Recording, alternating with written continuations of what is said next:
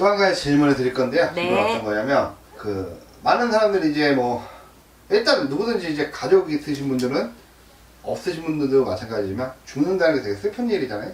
돌아가시는 거 자체가. 어차피 그쵸. 어차피 나중에 가긴 가야 되지만. 한 번은.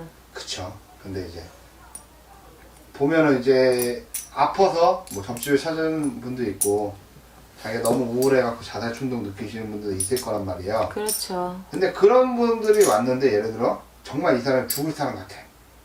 그런 느낌이 있으실 거 아니에요. 그렇죠, 그렇죠. 그랬을 때 어떤 느낌이 드는지. 네. 진짜 죽을지 안 죽을지? 그쵸. 죽을 사람인지 아닌지? 예. 그게 이제 몇 가지 부분으로 나눠지는데 제가 경험상으로 뭐 저희들은 솔직히 경험상이 제일 중요해요. 네. 중요한데 가족 중에 누가 이제 죽을 고비에 계실 때 가족들이 급하게 물으러 오시는 경우도 있고요. 자살을 하려고 마음을 먹고 있는 사람이 왔었던 경험도 있고요. 그리고 제초제를 먹고 장기가 20% 30% 남아가지고 그 집 식구들이 왔던 경험도 있는데 또 그리고 또 계속 식물인간으로 계셨던 분의 가족들이 오셔가지고 했던 뭐 여러 가지가 있었는데 저는 보통 그래요. 우리가 왜 보통 점사를 보시는 분들은 그게 민감하다고 표현을 하시겠지만 아무리 한번 사시다가 누구나 똑같이 저승길은 가게 되겠지만 어느 날 어느 시에 어느 해 어느 날 어느 시에 누구누구 어느 집안의 누구누구 명부에서 이렇게 뭐 이제 명을 다 했으니까 이렇게 해서 저승에서 사자가 잡으러 와서 가는 경우랑 그 다음에 아니면은 그냥 자살을 해서 자기 명을 끊고 들어오는 우리가 이제 구슬하다 보면 자살기 그 다음에 뭐 급하게 급살로 가시는 분들 네. 뭐 이렇게 여러분들이 계세요. 근데 이제 제가 경험으로 보면 죽는 날짜를 아시나요? 뭐 이런 얘기도 하시는데 일단은 이분이 살까요 죽을까요 라는 질문을 거의 받게 되면 저는 보통 산다 죽는다라는 얘기를 일단 조심스럽게 하기는 해요. 하긴 하는데 사실 분은 저는 저 입장에서는 그분이 지금 완전히 뭐 중병에 걸려 있고 가망 없고 죽기 직전에 와 있어도 이제 예를 들어서 뭐 조상에서 도와서라도 뭐 수명이 이어질 수 있다든지 뭐 우리는 또 신령님 계시니까 예. 그렇게라도 살 수 있는 분 아니면 뭐 어떤 뭐 살을 맞아 계셨다든지 뭐 그런 부분이 있을 때는 이제 간혹 이게 몸을 위해서 뭐 병을 위해서 아니면 뭐 수명을 위해서 조금 빚이라는 말을 하기는 하죠. 근데 그럴 경우에는 사자가 안 와 있을 때 저승사자가 안 보일 때 저 사자가 보일 때는 아 이분은 며칠 못 걸리겠습니다. 아 이달 못 넘기시겠네요. 보름 안으로 가시겠네요. 그럼 그런 얘기를 어떻게 하냐고 얘기를 해요. 손님들도. 그러면 아 지금 사자가 서 있어요 라고 얘기를 해요. 근데 그런 분들은 진짜 며칠 안 돼서 돌아가셔요. 사자가 보여요, 선생님? 네. 그리고 또 예를 들어서 제가 사자예요. 제가 사자. 네. 그 땅에 가면은 제가 사자를 풀잖아요. 그래 네. 일단은 그런데 그리고 또 어떤 분은 지금 이렇게 거의 뭐 호흡이 안 될 정도로 힘든 분인데 이렇게 사자가 안 서 있는 경우에는 최선을 다해보자는 얘기도 하죠. 근데 구판에 들어가서 또 이렇게 사자가 서는 경우도 있어요. 그러면 솔직하게 얘기를 드리고 아 이분은 지금 이렇게 저희가 빌어보니 현재 지금 여기서 이제 사자가 서 계시기 때문에 아마 며칠 안에 도라는 가시는데 자던 잠에 가실 거다고 지금 알려주신다. 근데 정말 자던 잠에 가셔요. 조용히 고통 없이 그런 경우도 있었고 제추류를 드셔가지고 장기 기능이 녹아가지고 뭐 전체적으로 20% 30% 나면서 상조에서 오셔가지고 이제 그분에 대해서 이제 막 상조 오면 말 다 한 거잖아요. 그쵸. 그랬는데 그때도 사자가 안 와서 제가 지리산에 2박 3일 동안 이제 그분을 위해서 기도를 드렸더니 비방법을 알려주셨어요. 아주 간단한 비방이에요. 민간요법 비슷한 비방이었는데 그 비방법을 가르쳐주고 그 액을 그분이 먹고 다음날부터 수치가 올라가서 지금 멀쩡히 살아가지고 일을 하시고 사시는데 한 십몇 년 전 일이에요. 그게 그 집안하고 저하고는 거의 형제처럼 지내요. 아 지금도요? 근데 그러잖아요. 죽을 때는 아유 진짜 어떻게든 저 살려만 준다면 제가 이렇게 얘기하시잖아요. 근데 살고 나니까 아유 그때 죽게 냅둘걸 막 이게 그게 사람이라고. 그렇듯이 어쨌든 간에 그때는 정말 간절하게 제가 3일 동안 매달리면서 사자가 안아 있어서 이분이 자기가 자기 목숨을 끊으려고 아니면 뭐 욱해서 이렇게 제초제를 마시기는 했지만 간절하게 살려달라고 빌었을 때 신에서 아직 수명이 되지 않으니 비방을 알려주시더라고요. 그래서 그거를 했어요. 아주 간단한 비방이었어요. 근데 그걸 하고 나서 그분이 이제 지금은 몸이 괜찮으시고 일도 잘 하시고 아주 건강하게 지금 잘 살고 계세요. 그렇기 때문에 죽음이라는 문턱이라는 거는 내가 살다가 사고사로 갑자기 급살로 죽을 수도 있는 거고 자다가 심장마비로 죽을 수도 있고 그래요. 근데 뭐 그런 경우에는 내가 어느 날 어느 시에 어떻게 죽어라 하고 명식이 나와 있다든지 사자가 온다든지 하면은 당연히 내가 이제 수명이 다한다는 거. 그리고 또 내가 이제 자살을 할 경우에는 저는 또 그렇게 생각을 해요. 명부에서 정확하게 받아 들어온 거 말고 자살기가 자살기 낳듯이. 자살기가 자살기로 나요? 그쵸. 이제 우리가 왜 지방령도 있고 이 구천을 네. 떠도는 귀신들이라고 보면 되죠. 우리가 뭐 일명만한 허주, 일명만한 허주, 잡신, 잡귀신들. 왜 교회로 보면 악령, 나쁜, 죽어서도 죄짓고 사는 네. 그런 귀신들이 감았을 때, 죽고 싶다는 마음 먹었을 때, 그때 감았을 때 자살기가 같이 자살을 하게 하고 또 끌고 다니죠. 이제 그런 경우가 들었을 때는 오죠. 그런데 제가 그런 경험이 있었어요. 어떤 분이 자살을 하셔가지고 혼수 상태 들어있었는데 그분 구술하는데 그 사람한테 또 다른 영가가 붙어 있는 거예요. 죽는 시도를 몇 번을 했는데 그분한테 영가가 붙어 있었는데 그 영가가 그 사람의 친구였는데 자살기였어요. 네. 누구 어떻게 생겼고 뭐 남자분인데 뭐 여자분인데 누구 어떻게 뭐 이렇게 얘기했더니 그렇게 누구 죽었다 언제쯤 이런 친구가 죽었다 내가 이렇게 얘기해 그 친구가 붙었는데요. 이제 여기 정리를 해야 된다. 그래서 이제 그 연가를 정리를 딱 하고 나서는 그 사람이 혼수 상태에서도 깨어나고 그러고 나서 그 뒤로는 자살 소동이 없었어요. 지금까지 한 10년 동안. 그러니까 그런 경우도 있어요.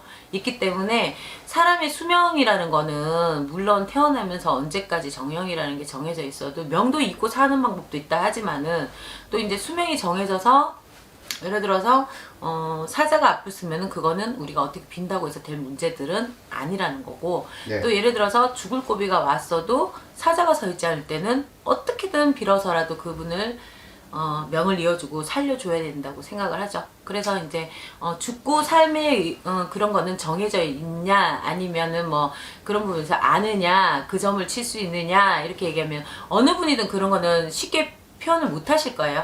누구나 다 보는 방법들은 다 다르니까. 그죠? 저는 일단 그런 식으로 봐요. 네. 그럼 저승사자가 보이면 네. 무조건 죽는다. 그렇죠. 근데 간혹 네. 억지로 병원 같은 데 가면 간혹 억지로 자기 목숨을 끊으려고 왔다가 이렇게 어느 정도 회복이 된 상태에 보면 그런 사람들이 손님으로 오셨을 때 하는 얘기들이 있어요. 병원에서 저승사자를 많이 본대요. 네. 근데 그 저승사자는 나를 죽지 마라고 말을 하고 간대요. 아직 올 때가 안 됐다고 다른 사람을 데려가는데 대신 데려가는 게 아니라 죽을 사람을 데려간다는 거지. 그럼 결국 보면 뭐 저승사자가 다 뭐 죽을 사람만 데리고 가는 게 아니라 어쩔 때 보면은 뭐 죽지 말아야 될 사람한테도 도와주고 가는 것 같은 느낌? 뭐 그런 것도 있는 거라고 생각을 하죠. 병원에서 하정우를 많이 본다는 거네. 하정우. 네. 많이 도와주잖아요. 그렇죠. 네. 하정우. 네. 그래요. 그래서 공유인가? 그것도 그렇고. 공유가 아니지. 그 공유는 도깨비잖아. 도깨비잖아요. 그냥 솔직히 저승사잖아. 예를 들어서 도깨비가 그 정도 인물로 나온다면은 뭐 한번 만나볼 만은 하죠. 웬만한 여자들은 다 자살할 것 같아요. 한번 보려고. 그럴까요? 한번 봐보려고. 근데 정말 자살하고 막 이런 것도 정말 나쁜 거거든요. 이제 저한테도 이제 문자가 오는데 정말 죽고 싶어요. 막 이런 문자 오면 좀 제가 먼저 전화를 해봐요. 왜 그러시냐고 하는데 그럴 때 보면 좀 안타까울 때도 있죠. 저도 있는데 자살하고 뭐 이제 죽음 같은 거 좀 안 좋은 거니까 제발 안 했으면 좋겠어요. 그 자살도 네. 자기 하나의 감정에서 못 이겨서 죽는 경우도 있지만 지금 고통이 굉장히 클 때도 들어오잖아요. 네. 근데 또 얼마 전에 자살 사이트에서 이렇게 자기 집에 누구 조카인가 누가 죽었다고 하는 손님이 오셨는데 그분이 가시고 나서 혼자 가만히 생각을 한번 해봤는데 자살 사이트에서 그렇게 모여가지고 전부 죽음에 관해서 이제 연구를 하고 그렇게 해서 이제 자살 방법을 강구를 해서 자살을 하는데 그렇게 결국은 갔어요. 네. 근데 그게 어찌 보면 심적의 욕구가 채워지지 않거나 내가 뭐 의지 박약이 되거나 죽고 싶다는 마음은 내가 세상에 의미가 없어질 때 모든 그거는 내 욕구 충족이 안 된다는 소리거든. 한편으로 봤을 때 아까 내가 얘기했듯이 내가 내 성향을 바꾸지 않고 내가 지금 잘못된 거를 고치지 않고 세상이 나를 배반한다 생각하고 그렇게 이제 마음을 먹고 가다 보면은 이 세상은 다 죽어야 되잖아요. 그렇죠. 근데 우리가 아까 말하듯이 그 명이 다 돼서 죽는 분하고는 물론 차이점은 있지만 웬만해서 이 자살이라는 거는 내 마음에서 오는 내 스스로가 죽음을 부르는 내 스스로가 그 사자를 부르고 자살기를 부르고 죽음을 부르고 악마를 부르는 뭐 아마 그런 테마의식 같은 그런 느낌 같아요. 그런 거를 굉장히 많이 느꼈어요. 왜? 우리가 같은 고통을 얘기해도 동병상련처럼 나도 죽고 싶어. 니도 죽고 싶냐? 우리 그러면 오늘 연탄가스에서 같이 죽을까? 의리 있는 것처럼 죽어요. 근데 그 죽음이 너무 웃기는 거잖아. 결국도. 그쵸. 근데 이 죽음도 내가 죽더라도 의미 있는 죽음 같으면 정말 얘는 살다가 너무 열심히 살았는데 얼마나 비관적이었으면 이랬을까라는 거와 또 그게 아닌 내가 원하는 방향이 다 맞아지지 않고 충족이 되지 않고 사람들이 나를 싫어하고 나는 노력 하나도 안 하면서 이렇게 왔을 때 오는 경우들도 있어요. 가끔 저희 집에 고등학생 애들도 미성년자인데 상담 좀 부탁한다면 제가 어쩔 수 없이 받아줘요. 요즘 아이들은 옛날하고 다르게 요즘은 거의 선생님 미성년 받아줘요? 예, 받아주는데 상담을 받아줘요. 어떤 거? 점을 봐주는 게 아니라? 그렇죠. 죽고 싶은 심리를 받아줘요. 심리 상태만 받아주는데 의지도 올려주고 본인이 지금 잘못된 거 착한 게 뭐 무기는 아니잖아요. 그죠? 내가 뭔가 내 방어를 할 줄 모르고 착하기만 하기 때문에 친구들한테 당하는 건데 그 친구들한테도 기회를 주는 거고 어떻게 보면 재미를 들게끔 만들 수 있는 거잖아.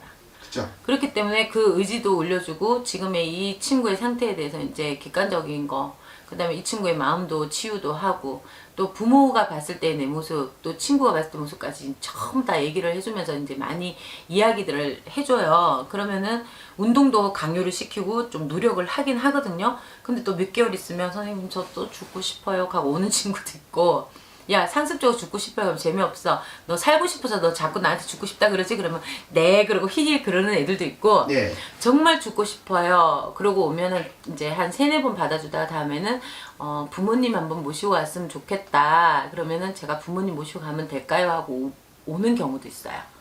왜냐면 부모가 그 아이 마음을 몰라줘요. 그런 경우에서 또 제가 받아주는 이유는 한 아이가 아직까지 인성이 완전히 성숙된 것도 아닌데 세상을 비관해서 자기 명을 끊는다면은 그런 문자를 제가 받지 않은 상황 같으면 모르겠지만 그게 아닐 경우에는 군만이 답은 아니잖아요. 최선을 다해보는 것도 제가 할 수 있는 일이라고 생각하고 또 손님을 보다가 또 치유를 하고 심리적인 부분도 제가 공부도 많이 되었지만은 사주를 살면서 내가 어떤 방향을 가든 간에 자기 스스로 내가 노력하면서 아까 말했는 65%에서 45% 채우는 사람. 네. 그 사람들만이 최고의 자리와 최고의 복을 누릴 수 있는 자격을 가진다고 생각하거든요. 그래서 내 운도 운이지만 내 노력에서 어떤 가치를 빚을 나게끔 할 수 있도록 저는 굉장히 용어도 신경 써서 얘기를 해요. 내 속에 보석이라는 가치를 늘 얘기를 해줘요. 그렇게 해서 그 사람들한테 굉장히 큰 꿈도 이렇게 가질 수 있게끔 만들어주기도 하는데 그래서 죽음을 조금 피할 수 있다면 제가 구술해서 그 사람이 죽음을 피할 수 있는 마음을 바꿀 수만 있다면 구대라 하겠지. 근데 구술하게 되면 또 심리적으로 문제가 되면 이거는 굿이 아니라 굿을 해주는 어떤 이 진실된 마음이 아닌 다른 쪽으로 왜곡되기 때문에 치료가 제일 우선인 것 같아서 이제 그런 경우를 좀 많이 가기도 했어요. 근데 일단 아까 말했듯이 죽을 사람은 어떻게 사자가 서지 않았을 때는 살릴 수 있는 방법을 최선을 다하고요. 사자가 섰을 경우에는 제가 조금 어려울 것 같습니다라고 분명히 얘기합니다. 거기까지. 근데 몇 날 며칠 몇 시에 어떻게 죽습니다까지 가르쳐 주신다면 신령님이 과연 던질 수 있을까요? 그쵸? 제가 생각할 때는 내가 너무 잘 맞춘다고 경거망동 할 것 같으면 던질 수 있을 것 같아요. 근데 그거는 그분들한테 어떤 또 제2의 상처가 될 수 있어요. 그렇기 때문에 아마 이달 못 넘기실 거예요. 병원처럼 준비하시는 게 맞을 거예요. 어렵습니다. 라고는 할 수 있겠죠. 알겠습니다. 안타까운 일이지만. 끝. 수고하셨습니다. 예.